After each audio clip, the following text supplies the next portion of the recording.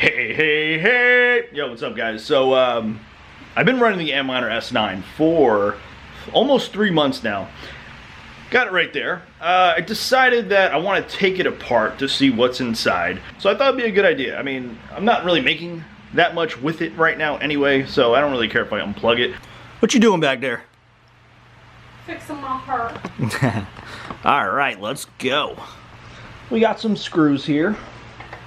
I think my screwdriver's too big. That's what she said.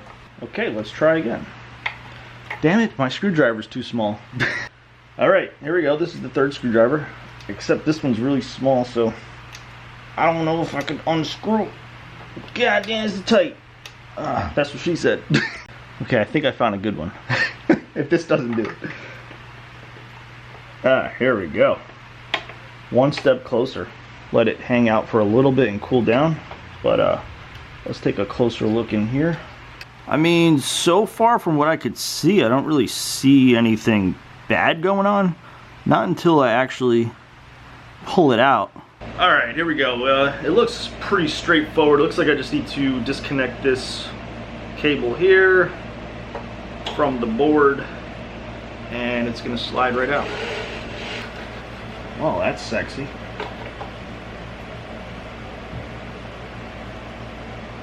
It looks, doesn't look bad at all. I mean, it looks clean. There's no corrosion or anything like that. And the only reason why I wanted to check it out was because I'm actually pulling air from outside, the cold air. So luckily, you know, in the wintertime, it's kind of dry. But lately it's been sort of warm and actually raining.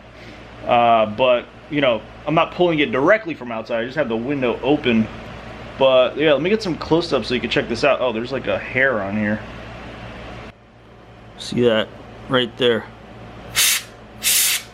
Get out. What? It's stuck.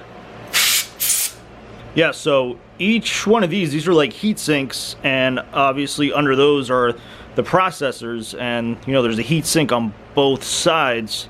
So you know, these things get really hot. That's why we're pumping out a lot of air through it. I don't really know much about like this stuff, but like it looks like there's a, I don't know what this is. It looks like it could be a battery of some sort. SH4. It looks like somebody wrote there with a marker. This is obviously where the power goes. Communication channel here. Little Antminer here. S9 hashboard version 4.2.1. 4.21. I guess these are like capacitors or resistors. Like I said, I don't know much about this. I'm gonna stick it back in. That's what she said. Alright, in you go. Got it back in the cooler. Now it's all about whether or not it's gonna power on again, so let's turn it on. So far, so good. By the way, this cooler setup is so awesome. Nice and quiet. Yeah, definitely recommend it if you have one of these things. Did a video on it. You could probably check it out right up there if you didn't see that yet. Just want to show you what the difference is. So obviously that's open, and yeah, you shut up. Some of you were asking me to do like a quick little overview on how to mine DG Bitcoin, because that's what I'm mining right now. On multi-pool. So DG Bitcoin, basically if you mine with the Antminer, you're gonna get about 200 to 250 coins per day, which equates to almost the same of the amount in dollar value if you were to mine just Bitcoin. So it's about $11 or $12 right now. I don't have it up, but it's somewhere around there. So total, I've got like a little over 1,000 coins, like 1,400 or 1,500.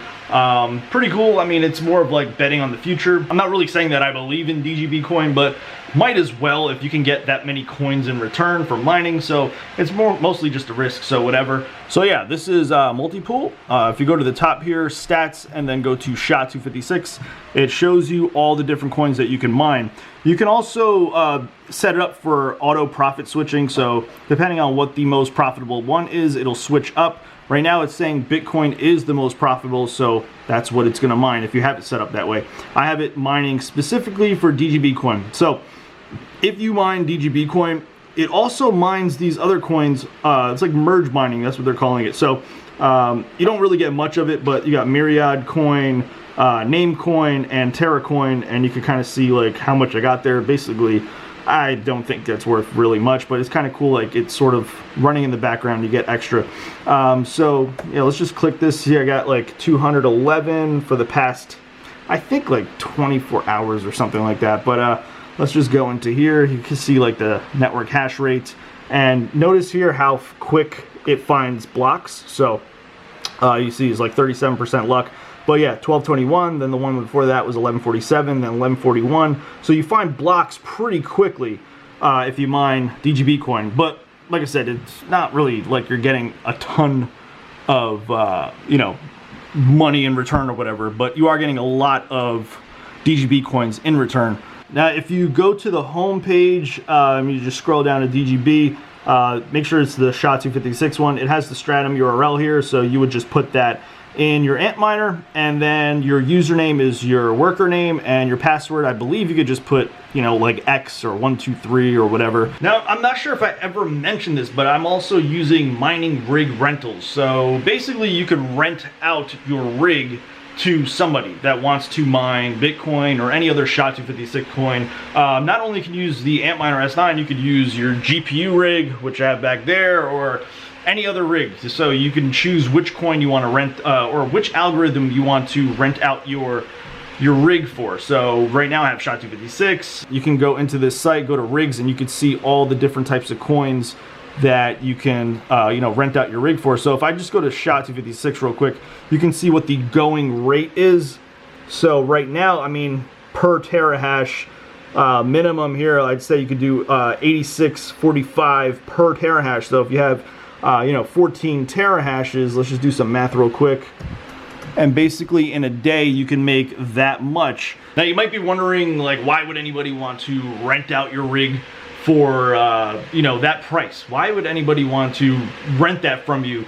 So here's the thing. So you don't just mine Bitcoin with your Antminer S9. These people are most likely renting out your rig to mine some other coins like DGB. So they're getting a ton of coin in return, with the probability of it being worth more in the future. So I think that's what's going on. They're mining different coins other than Bitcoin. So like today is probably not the best day to rent out your rig because the price is too low, but what you can do is just go to pricing, and then you can adjust what pricing you want per terahash. The other day was actually at this price, and I actually rented it out for 24 hours. So, you know, per terahash, let's see what that is. So basically in one day it was 0.00175, and that's more than what you would get if you were to mine on Slush Pool. So that's pretty awesome.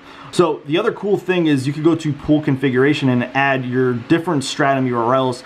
And you know, the first one here is multi-pool. That's for the DGB coin that I'm mining. Slush Pool for Bitcoin, obviously, and BCC pool for Bitcoin Cash. The awesome thing is that what you can do is you can bump up you know, which one you want at the top. So obviously the one that's at the top is the one that's currently mining, and it's an easier way to turn off or turn on different Bitcoin mining pools or mining pools.